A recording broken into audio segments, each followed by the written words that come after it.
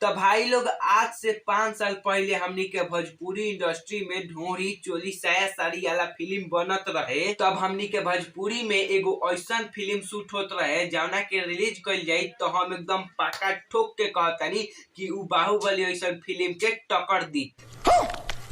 ई फिल्मिया के नाम वीर योद्धा महाबली रहे।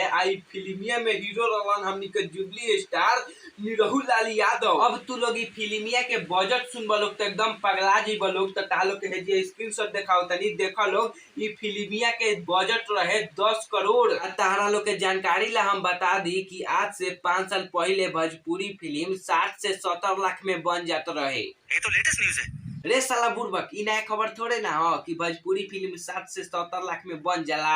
अभी के समय ही ते देख ले कितना भोजपुरी के सस्ता फिल्म आइल आ कितना गइल। लेकिन जौन फिल्म 8 से 10 करोड़ रुपया में बनल बा उ चर्चा के विषय बन गइल बा कि ना। उदाहरण खातिर संघर्ष 2, हर हर गंगे और रवि किशन के गोरखपुर, ई सब फिल्मिया देख ल लोग कितना चर्चा होला। बात तो सही है। एगो आरू बात भाई लोग, ई फिल्म के मेकर्स से हम बहुत ज्यादा नाराज बानी। काहे कि इतना रुपया खर्च करके ई फिल्म बनावल गइल लेकिन बिना प्रमोशन के ही एक ट्रेलर रिलीज कर देहल गइल। और हाँ, अगर तू लोग निरहु लाल यादव के बिग फैन हो लोग तो वीडियो के लाइक के चैनलवा के सब्सक्राइब कर लोग। हम मिलतनी ऐसन के कोनो नेक्स्ट वीडियो में। Ta-ta bye by.